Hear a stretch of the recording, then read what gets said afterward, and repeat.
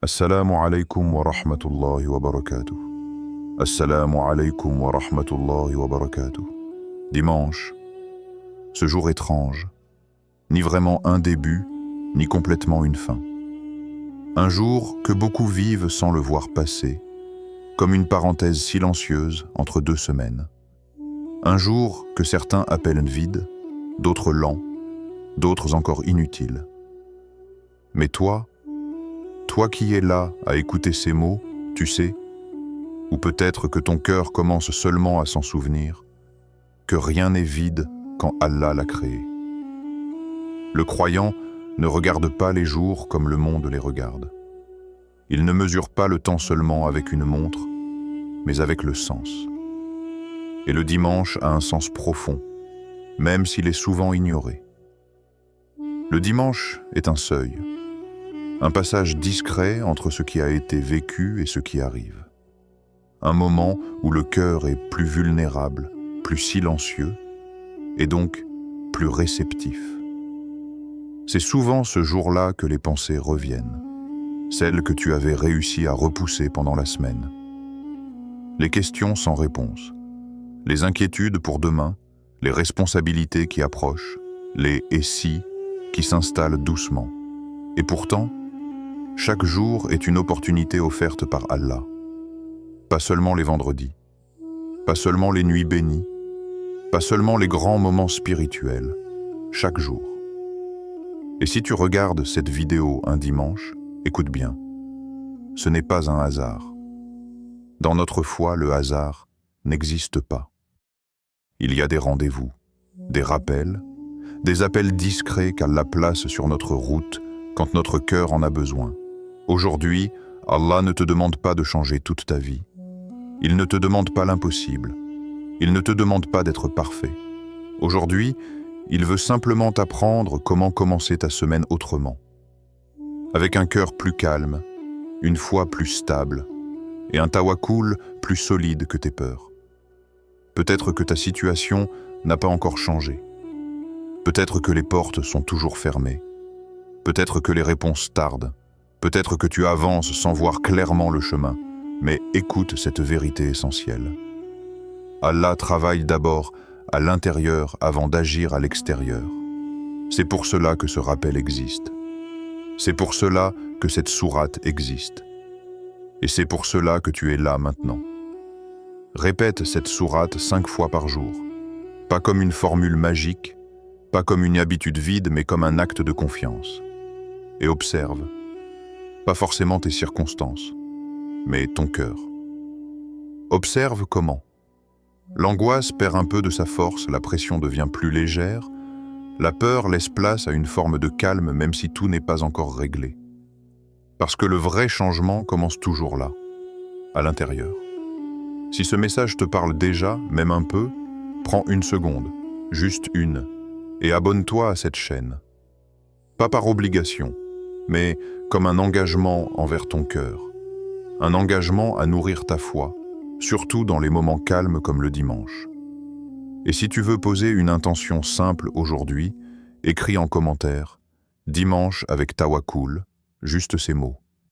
Comme une déclaration silencieuse entre toi et Allah.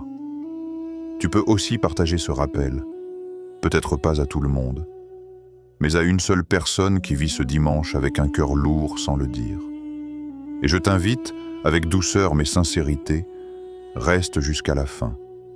Parce que ce qui va suivre n'est pas seulement un rappel, c'est une clé. Une clé simple mais profonde pour traverser la semaine avec plus de paix, même quand la vie ne ralentit pas. Dimanche n'est pas vide. Dimanche est un terrain fertile. Et ce que tu y sèmes aujourd'hui peut transformer toute ta semaine. Maintenant, écoute avec ton cœur. Pourquoi le dimanche est un jour clé pour le croyant? Le dimanche est un jour que l'on traverse souvent sans le comprendre.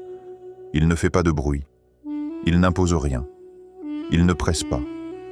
Et pourtant, c'est précisément pour cela qu'il est dangereux ou puissant. Le dimanche est un jour de transition. Un espace suspendu entre ce qui est déjà derrière toi et ce qui arrive, parfois sans prévenir. C'est le jour où le corps ralentit, mais où l'esprit, lui, s'agite. Le monde extérieur se calme, mais le monde intérieur commence à parler plus fort. C'est souvent là que tout remonte. L'angoisse du lundi qui s'approche doucement. Les responsabilités que tu avais réussi à oublier.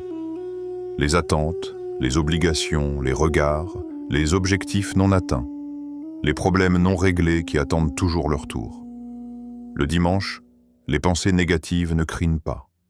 Elles chuchotent, et c'est ce qui les rend plus dangereuses. Et si la semaine se passe mal? Et si rien ne change encore? Et si je n'y arrive pas? Et si Allah m'a oublié? Ces pensées ne viennent pas parce que tu es faible.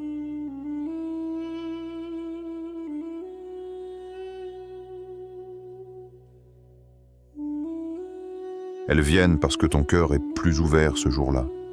Et beaucoup de gens commettent la même erreur. Ils laissent ce jour les affaiblir. Ils consomment pour oublier. Ils se distraient pour ne pas penser. Ils remplissent le vide avec du bruit. Mais le croyant intelligent spirituellement fait exactement l'inverse. Il se renforce avant la bataille, car le croyant comprend une chose essentielle. La semaine ne se gagne pas le lundi, elle se prépare avant. Dans l'islam, nous ne sommes pas appelés à réagir. Nous sommes appelés à anticiper avec sagesse. Le dimanche devient alors un terrain stratégique. Un moment où tu choisis consciemment de ne pas subir ce qui arrive, mais de t'y préparer intérieurement. Le prophète, que la paix et le salut d'Allah soient sur lui, nous a enseigné un principe fondamental, souvent négligé. Les actes les plus aimés d'Allah sont ceux qui sont constants, même s'ils sont petits. Cette parole change complètement la manière de voir le dimanche. Elle nous apprend que ce n'est pas l'intensité qui transforme, ce n'est pas la quantité qui élève, mais la régularité sincère. Le dimanche est parfait pour cela, parce qu'il n'exige rien de toi extérieurement. Il te laisse de l'espace.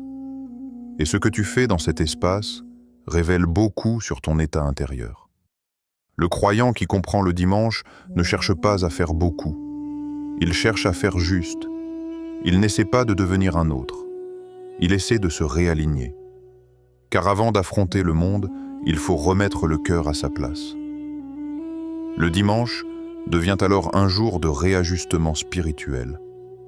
Un moment où tu demandes à ton cœur: sur quoi t'appuies-tu vraiment? Qu'est-ce qui te fait peur? En qui as-tu réellement confiance? Et c'est là que le tawakkul entre en jeu. Le tawakkul n'est pas une réaction de crise. C'est un état intérieur qui se construit dans le calme. Ceux qui attendent d'être au bord du gouffre pour faire confiance à Allah arrivent souvent trop fatigués spirituellement. Mais celui qui se renforce le dimanche arrive le lundi avec un cœur plus stable. Pas parce que les problèmes ont disparu, mais parce que le cœur est préparé. Le dimanche est un jour où Allah te donne une chance silencieuse, une chance de choisir. Soit tu laisses tes pensées te diriger, soit tu choisis de diriger ton cœur vers Allah. Ce jour-là, même une petite action spirituelle prend une dimension immense, parce qu'elle est faite avant que le bruit recommence, avant que la pression revienne, avant que les épreuves te sollicitent.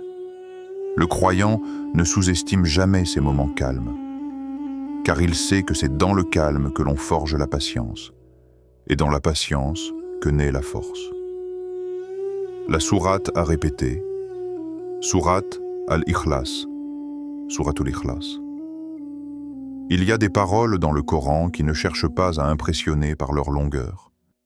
Elles n'ont pas besoin de développer. Elles touchent directement l'essentiel.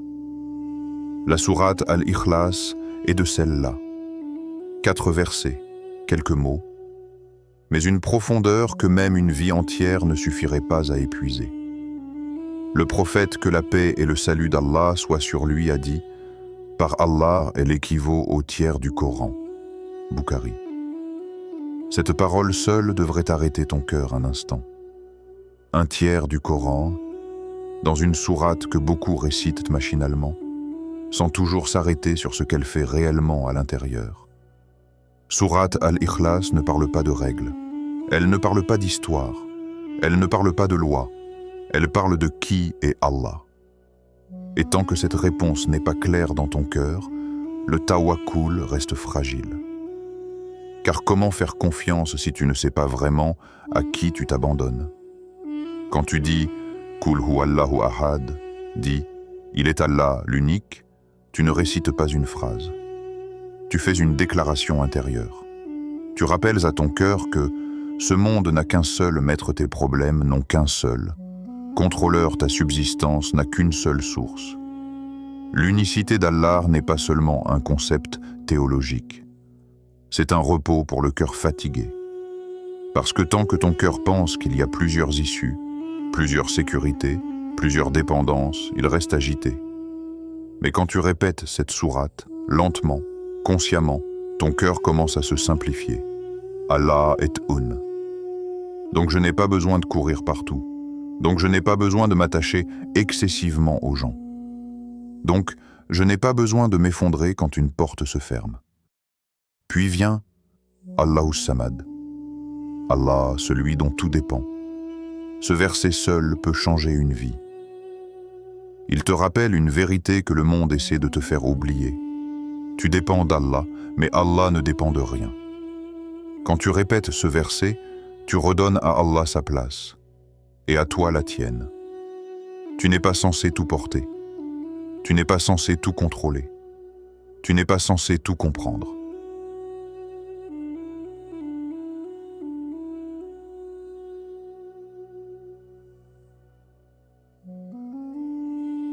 Le tawakkul commence exactement ici, quand tu acceptes de ne pas être le centre. Ensuite, l'âme yalid ou l'âme yulad. Il n'engendre pas et n'a pas été engendré. Allah n'est pas limité. Il n'est pas soumis au temps. Il n'est pas affecté par ce qui t'affecte. Quand les situations semblent bloquées, quand tu as l'impression que rien n'évolue, ce verset te rappelle que les limites sont humaines, pas divines. Enfin, Walam yakun lahu kufuwan ahad. Et nul n'est égal à lui. C'est ici que le cœur s'apaise vraiment, parce que ce verset coupe la comparaison à la racine. Il t'apprend que personne ne peut remplacer Allah. Personne ne peut faire ce qu'il fait. Personne ne peut t'accorder ce qu'il a écrit pour toi. Répéter cette sourate, ce n'est pas multiplier des mots, c'est rééduquer ton attachement. Chaque répétition enlève un peu de poids à ton cœur. Chaque répétition remet Allah au centre. Chaque répétition renforce ton tawakkul sans bruit. C'est pour cela qu'elle est courte, parce qu'elle va droit à l'essentiel. Et c'est pour cela qu'elle est puissante, parce qu'elle parle directement à ce qui te fait peur. Elle ne te promet pas que tout ira bien. Elle te rappelle qui est aux commandes. Et quand cette vérité s'installe profondément, le cœur commence à changer, même si la situation extérieure, elle, n'a pas encore bougé. Pourquoi la répéter 5 fois par jour? 5 fois. Pas plus, pas moins. Dans notre religion, les chiffres ne sont jamais choisis au hasard. Ils portent un sens, une sagesse, une cohérence invisible qui relie le corps, le cœur et l'âme. Quand on parle de 5, le croyant comprend immédiatement. 5 prières, 5 rendez-vous quotidiens avec Allah. 5 moments où le monde s'arrête, même brièvement, pour rappeler à l'être humain qu'il n'est pas seul. Répéter cette sourate 5 fois par jour, ce n'est pas ajouter une charge spirituelle de plus. C'est tisser un fil discret entre ta journée et ton Seigneur. Car le problème n'est pas que l'on oublie Allah. Le problème est que l'on se laisse absorber par le rythme, par les obligations, par les attentes, par les peurs. Et ce fil, répété 5 fois, empêche le cœur de se perdre complètement. Chaque répétition devient quelque chose de différent. Elle n'a pas le même goût, elle n'a pas la même couleur, elle n'agit pas au même endroit du cœur. Une fois le matin, pour commencer la journée avec foi le matin, le cœur est encore malléable. Avant que les pensées s'empilent, avant que les responsabilités s'imposent, avant que le monde te demande quelque chose. Répéter cette sourate le matin, c'était comme poser une intention silencieuse. Ya Allah, avant de courir, je me rappelle à qui j'appartiens. Tu ne sais pas encore comment la journée va se passer. Tu ne sais pas qui tu vas rencontrer. Tu ne sais pas ce qui va te fatiguer ou te tester. Mais tu sais une chose. Allah est unique. Allah est As-Samad. Et cette certitude suffit pour avancer avec plus de stabilité. Une fois avant Dour, pour corriger ton intention. À ce moment de la journée, l'être humain commence à se disperser. Il agit, il parle, il décide, il interagit. Et parfois, sans s'en rendre compte, l'intention glisse. On commence à chercher la reconnaissance, l'approbation, le résultat immédiat. Répéter cette sourate avant Dour, c'est comme un rappel intérieur. Pourquoi fais-tu ce que tu fais? Ce n'est pas une accusation, c'est une correction douce. Elle te recentre. Elle te rappelle que l'action n'a de valeur que par l'intention, et que l'intention se nourrit du rappel d'Allah. Une fois après Asar, pour rester patient Asar, est un moment particulier. La fatigue commence à se faire sentir. Les petites frustrations apparaissent, les imprévus agacent plus facilement. C'est souvent là que la patience est testée. Répéter cette sourate après Asr, ce n'est pas chercher à supprimer la fatigue. C'est choisir de ne pas laisser la fatigue diriger le cœur. Quand tu dis « Allah est As-Samad », tu te rappelles que ta force ne vient pas uniquement de ton énergie. Elle vient de celui sur qui tu t'appuies. Une fois au Maghrib, pour remercier le Maghrib, marque la fin d'un cycle. Une journée de plus que tu as traversée. Une journée de plus où Allah t'a protégé, parfois sans que tu le vois. Répéter cette sourate à ce moment-là, c'est reconnaître que tout ce qui s'est bien passé n'était pas garanti. C'est transformer une simple fin de journée en un acte de gratitude silencieuse. Et la gratitude, dans l'islam, n'est jamais passive. Elle attire encore plus de bien. Une fois avant de dormir, pour t'abandonner à Allah. Le moment du coucher est un moment de vérité. Quand le contrôle tombe, quand le corps lâche, quand le répéter cette sourate avant de dormir, c'est dire à Allah, je fais ce que je peux, et je te confie ce que je ne peux pas. Tu n'emmènes pas tes soucis avec toi dans le sommeil, tu les déposes. Et c'est là que le tawakkul devient réel. Pas dans les paroles, mais dans l'abandon sincère. Ce n'est pas la quantité qui transforme, c'est la sincérité et la constance. 5 répétitions, faites avec présence, valent plus que des centaines de mots récités sans cœur. Et jour après jour, sans bruit, sans annonce, le cœur commence à changer. Le lien entre cette sourate et le tawakkul. Le tawakkul ne commence pas quand tout va mal. Il commence avant la chute, avant la peur, avant l'urgence. Le tawakkul commence à l'endroit le plus simple et en même temps le plus difficile à atteindre, dans la manière dont ton cœur conçoit Allah. Et tout commence par ces mots « Kul huwallahu ahad » 10. Il est Allah, l'unique. Ce verset n'est pas une information, c'est une reprogrammation intérieure. Parce que tant que ton cœur croit, même inconsciemment, qu'il existe plusieurs piliers sur lesquels s'appuyer, le tawakkul reste incomplet. Le monde t'apprend très tôt à multiplier les dépendances, à t'accrocher aux gens, à t'attacher aux résultats, à faire reposer ta sécurité sur des choses instables, un travail, un statut, une relation, un plan. Et quand l'un de ces piliers tremble, le cœur panique. Pourquoi? Parce qu'il n'était pas vraiment attaché à l'unique. Quand tu dis « Allahu Ahad », tu rappelles à ton cœur une vérité qu'il oublie souvent. Il n'y a qu'une seule source réelle de sécurité. Cela ne signifie pas que tu rejettes les causes. Cela signifie que tu refuses de leur donner une place qu'elles ne méritent pas.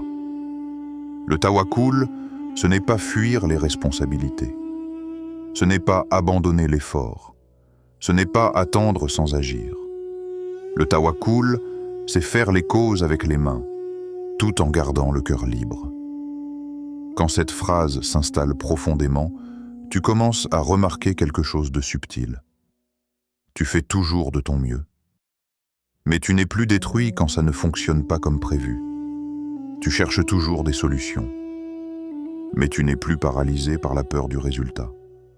Tu avances. Mais ton cœur n'est plus suspendu aux réactions des gens. Et c'est là que la sourate agit réellement. Répéter cette sourate, ce n'est pas convaincre Allah. Allah n'a pas besoin d'être convaincu. C'est convaincre ton cœur. Convaincre ton cœur que ce qui t'est destiné ne te manquera pas, ce qui te manque ne t'était pas destiné, ce qui tarde n'est jamais en retard auprès d'Allah. Quand tu répètes « Allahus Samad », Allah, celui dont tout dépend, tu confrontes directement l'illusion de contrôle. Tu réalises que tu peux planifier sans maîtriser, tu peux travailler sans garantir, tu peux vouloir sans posséder. Et au lieu que cette réalité t'angoisse, elle commence à t'alléger. Parce que tu n'es plus obligé de porter un poids que tu n'as jamais été créé pour porter. Le tawakkul n'enlève pas les épreuves. Il enlève la solitude face aux épreuves. Puis vient ce moment clé, tu arrêtes de dépendre excessivement des gens. Pas parce que tu les rejettes, mais parce que tu comprends leurs limites. Les gens peuvent t'aider, mais ils ne contrôlent pas. Ils peuvent te promettre, mais ils ne garantissent pas. Ils peuvent t'aimer, mais ils ne possèdent pas les cœurs. Quand ton cœur comprend cela, les déceptions perdent leur pouvoir destructeur. Tu fais les causes, tu demandes, tu t'efforces. Mais ton cœur reste attaché à Allah. Et cela change tout. Tu n'es plus dans l'attente anxieuse. Tu es dans la confiance active. Tu fais ta part. Et tu laisses à Allah sa part. C'est pour cela que répéter cette sourate rééduque ton cœur. Elle le ramène, encore et encore, à l'essentiel. Chaque répétition enlève une fausse dépendance. Chaque répétition corrige un attachement mal placé. Chaque répétition renforce une confiance silencieuse. Et un jour, sans t'en rendre compte, tu réagis différemment. Tu fais face aux mêmes situations, mais ton cœur n'est plus le même. Parce qu'il a appris, non pas à tout comprendre, mais à s'appuyer sur l'unique. Et c'est là que le tawakkul devient réel. Spécial dimanche. Préparez la semaine avec foi. Le dimanche n'est pas un jour comme les autres. Il ne crie pas, il ne presse pas, il ne te pousse pas. Et c'est justement pour cela qu'il est précieux. Avant que la semaine ne commence à te demander des comptes, avant que les horaires, les obligations et les attentes ne reprennent le contrôle, il existe ce moment suspendu. Ce moment où Allah te laisse respirer. Avant de courir après la semaine, ancre ton cœur dans Allah. Beaucoup de gens commencent leur semaine dans la précipitation.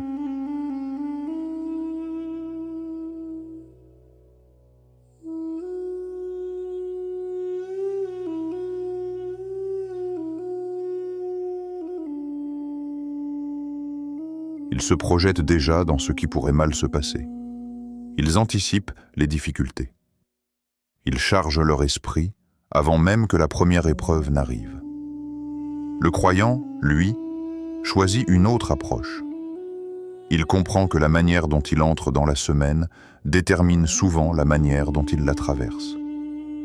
Le dimanche devient alors un point d'ancrage.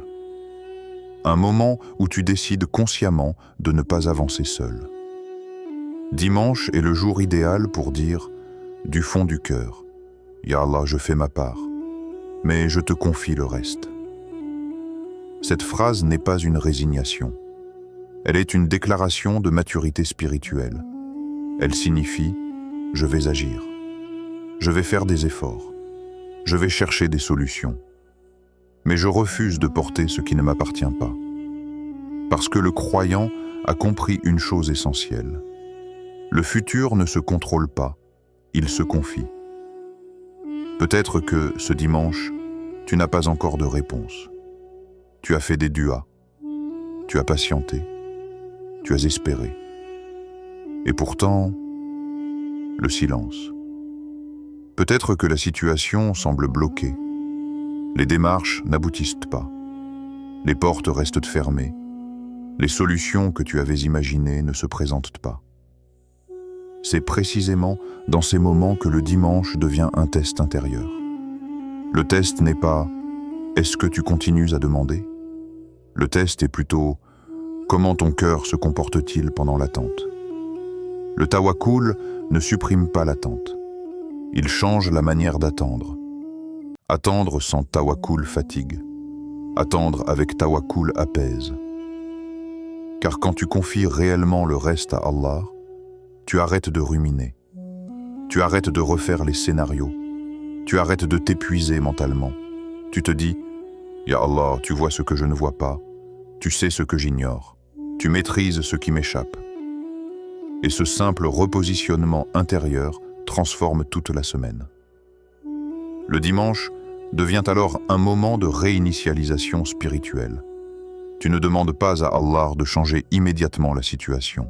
Tu lui demandes d'abord de stabiliser ton cœur, parce que tu sais que un cœur stable supporte mieux l'épreuve.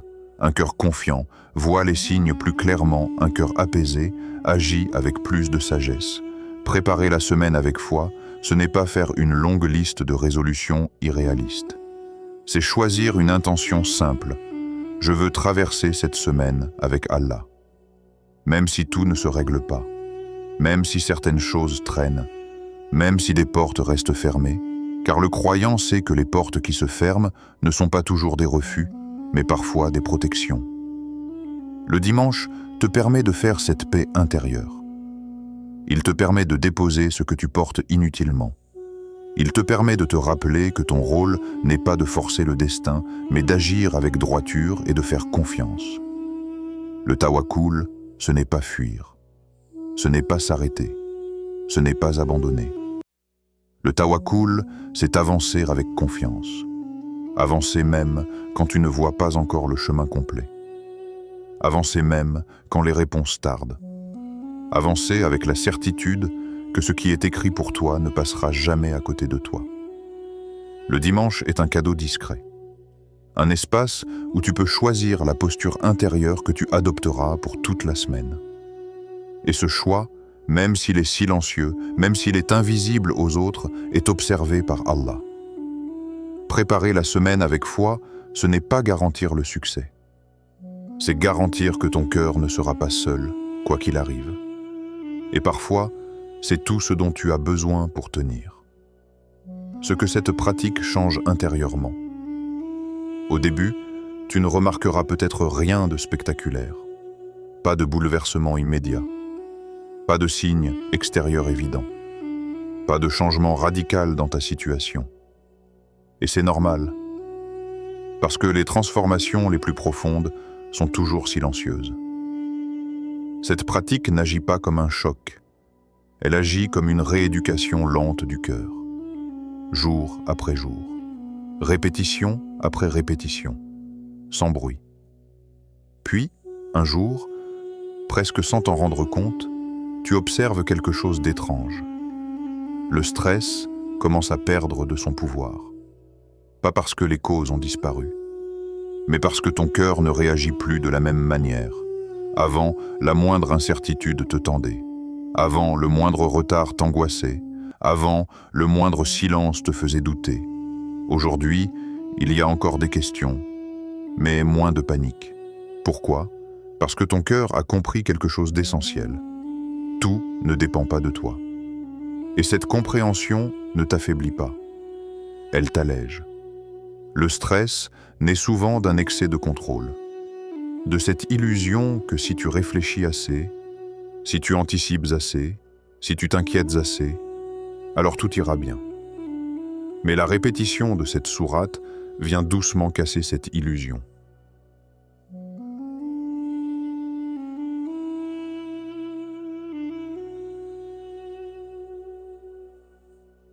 Elle te rappelle encore et encore que le contrôle ultime appartient à Allah.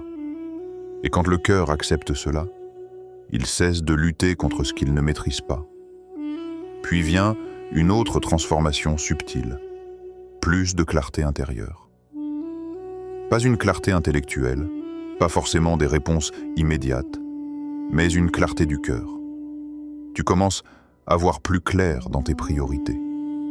Tu discernes mieux ce qui mérite ton énergie et ce qui ne la mérite pas.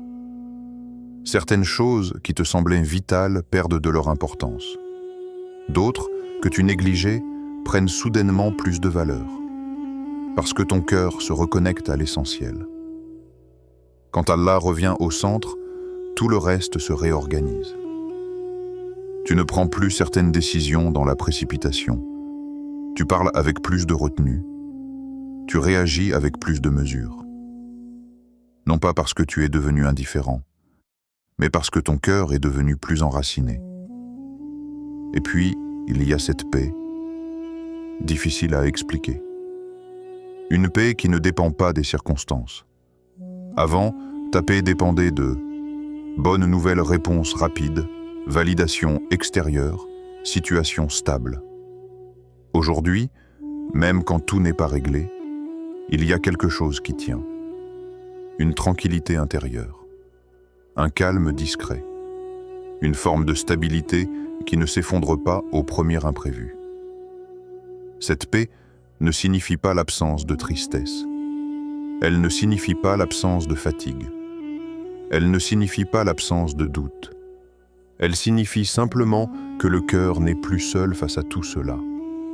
Car cette pratique t'a rappelé une vérité fondamentale de la foi. Allah ne te promet pas une vie sans épreuve, mais il te promet sa présence. Et la présence d'Allah change tout. Quand tu sais que tu n'es pas abandonné, les épreuves deviennent supportables. Quand tu sais que quelqu'un voit ce que tu traverses, les moments difficiles perdent leur caractère écrasant. Quand tu sais que ton Seigneur est avec toi, tu n'as plus besoin de comprendre immédiatement. Cette pratique transforme aussi ta relation au temps. Tu deviens moins pressé, moins impatient, moins obsédé par le tout de suite. Parce que ton cœur apprend à faire confiance au rythme divin. Tu réalises que ce qui arrive trop tôt peut nuire, ce qui tarde peut protéger, ce qui semble bloqué peut être préparé. Et cette compréhension ne vient pas d'un raisonnement.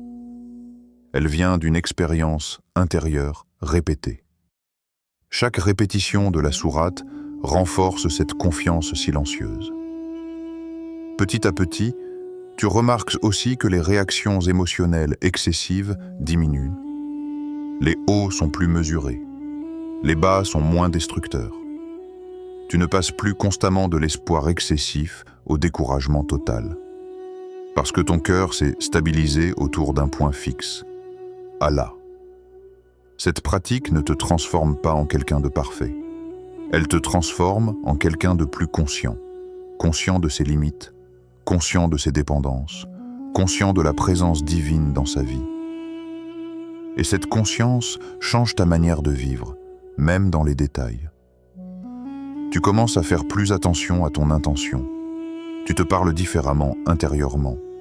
Tu te rappelles plus vite à Allah quand tu te sens envahi, sans forcer, sans t'imposer, sans pression, parce que le cœur, quand il goûte à la paix véritable, cherche naturellement à y revenir.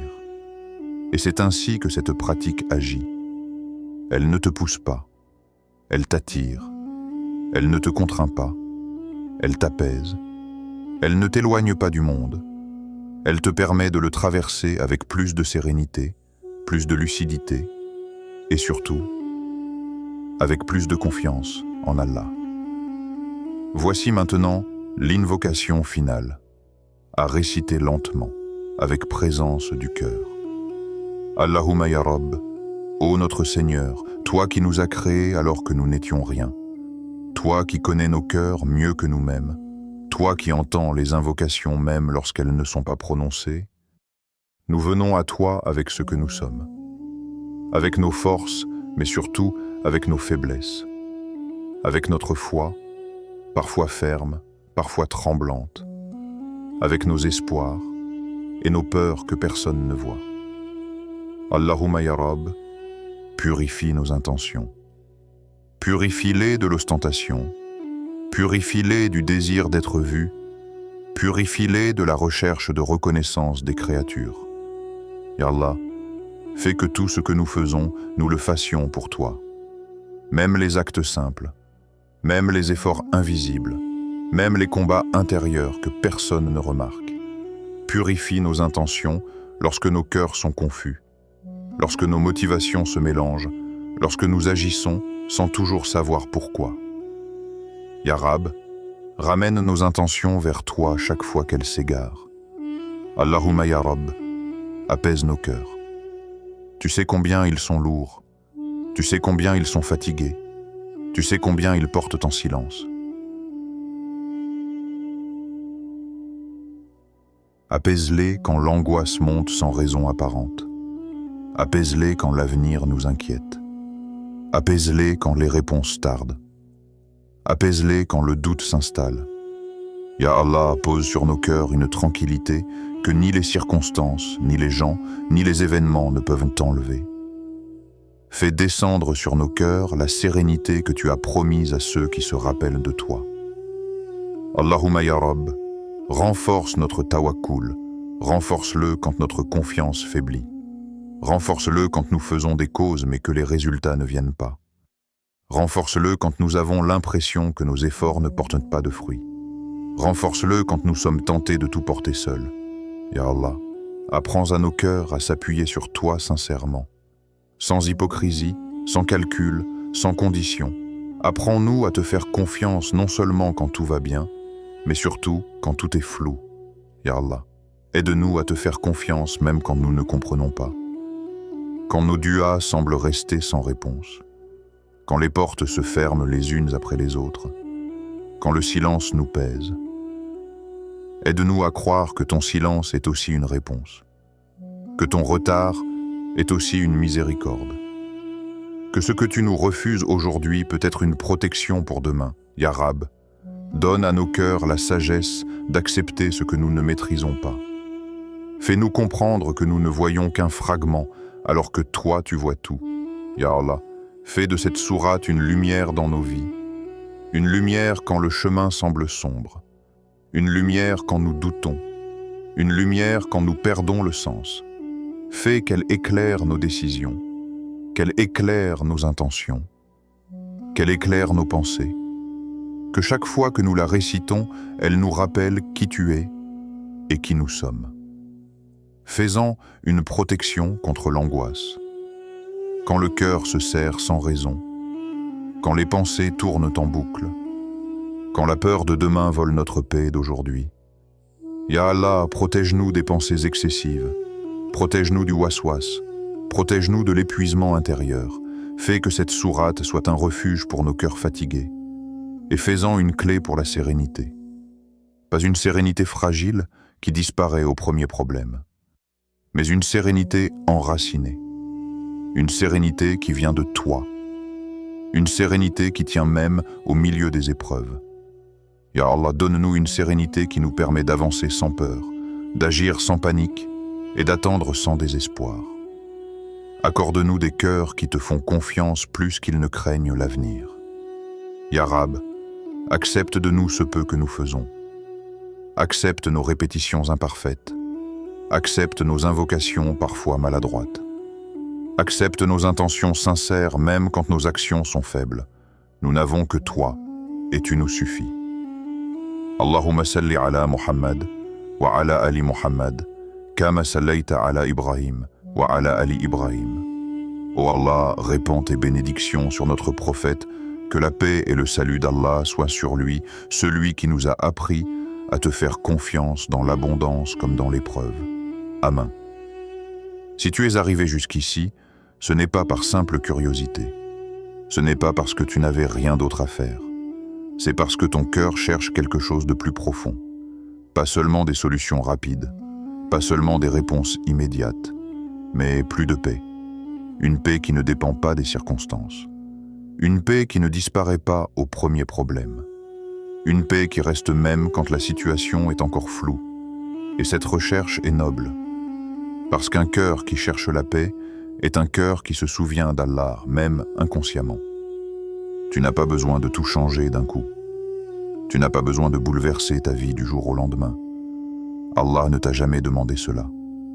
Commence dès aujourd'hui, pas demain, pas quand tout ira mieux, pas quand tu te sentiras prêt. Aujourd'hui, répète cette sourate 5 fois par jour. Pas comme une obligation lourde, pas comme une récitation mécanique, mais comme un rendez-vous discret entre ton cœur et Allah. Un moment où tu te rappelles qui est aux commandes. Un moment où tu respires spirituellement. Et ensuite, laisse Allah s'occuper du reste. Laisse-lui ce que tu ne peux pas contrôler. Laisse-lui ce que tu ne comprends pas encore. Laisse-lui ce qui te dépasse. Cela ne signifie pas que tu abandonnes. Cela signifie que tu choisis la confiance. Car le tawakkul n'est pas une fuite. C'est une posture intérieure. C'est avancer, agir, essayer, sans laisser la peur diriger ton cœur. Si ce rappel a touché ton cœur, même légèrement, prends un instant pour liker cette vidéo. Ce simple geste aide ce message à atteindre d'autres cœurs qui en ont besoin, peut-être sans le savoir. Et écris « Tawakkul » en commentaire. Pas pour les autres, pas pour moi.